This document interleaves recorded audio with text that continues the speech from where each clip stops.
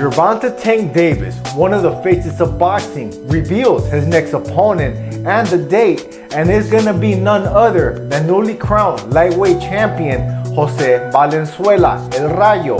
And this is gonna be taking place, obviously, in Las Vegas. The only issue I'm having is that it might be at a catch weight, and that's not the issue. The issue is it's gonna be for the 135 and the 140-pound title belts, which I believe you're supposed to be at least fighting at 135 to get the 135 title, or the 140 to get the 140 title.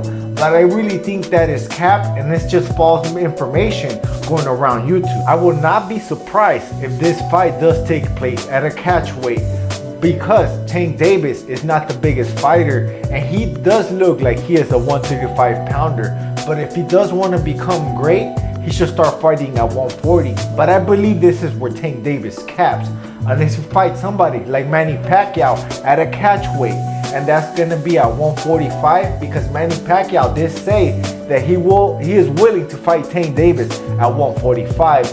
And this is an older Manny Pacquiao, but I believe prime Manny Pacquiao probably could have beaten Tank Davis. But I believe it's kind of unfair to compare people's resumes or boxers' resumes, especially if they're already retired and the other fighter is still fighting, because we do not know exactly how that guy's resume is gonna end up being like. Because what if he's winning right now, but he has nothing but losses later on in the future? Just look at Cambosis. He was undefeated for a while, right? But all his fights after that, after the win over Teofimo Lopez, all his fights after that were kind of whack, and they were not that good. And it looked like he was a little bit more human, but he was undefeated for a while. This is what I love about boxing. It's truly the theater of the unknown, and you guys do not know exactly what's gonna happen. Like Edgar Berlanga versus Canelo Alvarez. No one gives any chance for Berlanga to win. And I believe the only way Berlanga can win is by a knockout, which I doubt he's gonna knock out Canelo, because Canelo has not been knocked out by anybody, and including way bigger fighters like Bebo.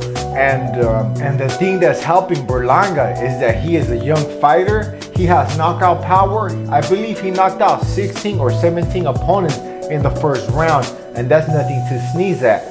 But he's very, very green, and I don't think he has the skills to beat Canelo Alvarez or get the upset or even the knockdown. I do not believe that Berlanga hits harder than Bebo or anybody at the 175-pound division. But the original plan was supposed to be Gervonta Tank Davis versus Pitbull Cruz.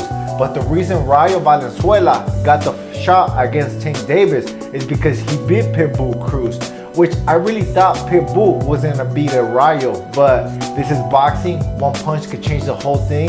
And it looked like Rayo did hurt Pitbull Cruz, but Tank Davis could not hurt Pitbull Cruz. So the triangle theory does not work on boxing all the time. And if it does work, you have to be somebody really special. Kind of like Floyd Mayweather. This guy was ridiculously special. And there are special fighters out there, but I think this is the definition of being a special fighter. The only person I think can beat Floyd Mayweather is Sugar Ray Robinson at a welterweight fight, of course. Hey guys, imagine Sugar Ray Robinson against Gervonta Tank Davis at a 135 pound, because Sugar Ray Robinson did start his career at 135. Do people still gonna say, hey, Gervonta Tank Davis is gonna go in there and knock out Sugar Ray Robinson the F out? I really don't think so. I think Robinson knocks out Gervonta Tank Davis. But we really don't know what's gonna happen. This is boxing, and anything can happen with just one punch. I also wanted to see Gervonta Tank Davis versus Shakur Stevenson. But that fight, I bet you, is gonna happen eventually. And I was one of the very few guys that I thought Shakur Stevenson could beat Gervonta Tank Davis. But I really don't think so anymore. I think Tank Davis is really gonna go in there and knock Shakur Stevenson the F out. But that's only if Shakur Stevenson engages in the fight. And if he doesn't, I think Tank Davis and Shakur Stevenson will be a very boring fight.